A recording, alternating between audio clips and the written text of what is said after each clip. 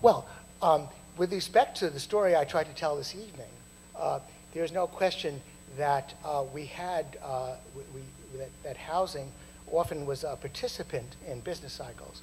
We've had many significant problems. Obviously, we had the recessions of the mid-'70s, the recessions of the early 1980s were a problem, and we had localized bubbles and various problems. There's nothing, this is the first recession, certainly in post-World War II history, and I believe in any history where basically the housing market was where all the malinvestment took place. And as I say, this was an unprecedented bipartisan effort that began in the early 90s to push the old-time religion that even poor people should own a home. So in other words, we did have sounder. That's why I talked about the banker we love to hate. It was never a system that I could applaud for all, down the line, but there's no question that in the 60s, 70s, and 80s, there was a much sounder understanding of character, credit, and collateral in the housing market. There were localized bubbles, but never, and actually, of course, it's true to say the housing bubble and the housing collapse didn't take place in every part of the country, but it was so massive and so huge that it brought the economy down. So this is indeed unprecedented. We did it much better prior to the early 1990s. There was a much better sense of that banker we love to hate. It reminds me, by the way, when you speak to credit analysts who talk about character, credit, and collateral, it reminds me actually of a movie by Charles Ferguson that I rather liked about the Iraqi War. You know, the Iraqi War was to some degree about professionals in the CIA who knew there were no WMDs, who had vetted all of the sources and who had pride in what they were doing. And they were completely overridden by the Bush administration. You experience this similarly when you speak to people in the credit markets because evaluating credit in a slightly complicated market like housing was really there was a high degree of professionalism about it.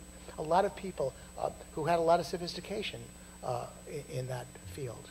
And that got swept by the wayside by the politicians. So certainly, housing is something we did do a lot better than we have done in the last 18 years. Yeah. Anybody else? Yeah.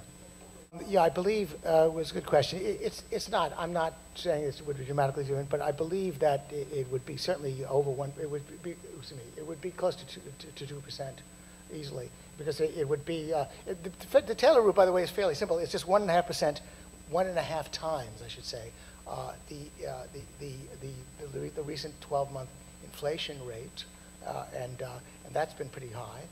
And then adjusted for, now this gets a little complicated, adjusted for what's called the trend rate of GDP growth, difference between the trend rate and the actual rate of growth. So it might be debited a little bit, but I believe it would be 2 to 3%. I speak to John Taylor not infrequently, and he's first of all been insistent that it never went below 0. He's touchy on that subject. He should know a little bit about it. And he certainly was telling me, this was about a year ago, that it should have been close to 1%. So I believe over 2% is where it should be. And there's no, look, I only believe that the Taylor rule certainly is a much closer estimate of what the interest rate would be on a free market, and so it's not always going to be better than discretion, but on balance, in the long run, it's going to be better than discretion. And if you investigate what happened to Alan Greenspan, 2001, 2002,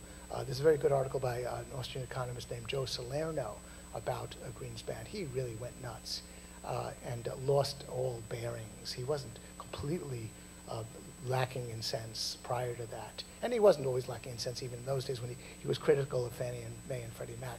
But his equivocations right now, his attempt to defend himself, I don't know against the charges that his interest rate was a problem. I mean, to begin with, he said that, the Fed funds rate has nothing to do with the mortgage rate. It's a long-term rate, the mortgage rate, and Fed funds rate is a short-term rate. Well, I mean, there are obvious problems with that, and one of them is that there were adjustable rate mortgages. The adjustable rate mortgages are very clotely tied, and they were running rampant in non-traditional mortgages at the time. Adjustable rate mortgages were very tied to the Fed funds rate. I mean, the other amazing thing is if you look at just read the transcripts, and this is to Greenspan's credit that there's a certain amount of transparency now. Read the transcripts of the discussions by the Federal Open Market Committee during those years. They were just rooting for the mortgage market. They were completely clueless, and they didn't challenge their low interest rates was just, just this religious belief in deflation, never examined.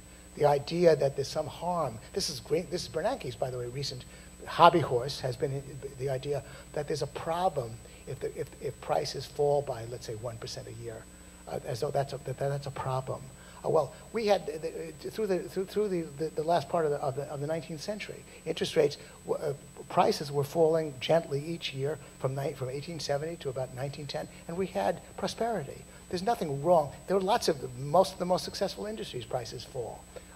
There's puzzles on the part of people who talk to me about, well, how does a businessman cope when the prices are falling? Well, a businessman obviously buys factors of production at a certain price and has certain price expectations and adjusts accordingly.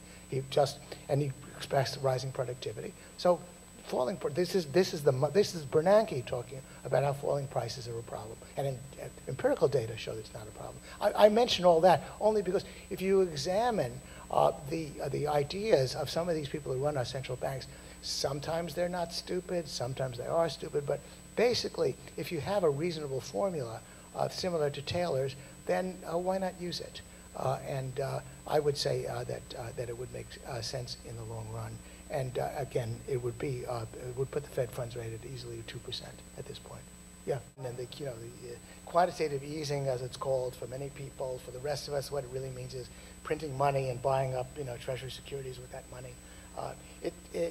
The best you could hope from it is that maybe it won't do an enormous amount of harm. It seemed as though it was Bernanke's attempt to sort of show that he could do something.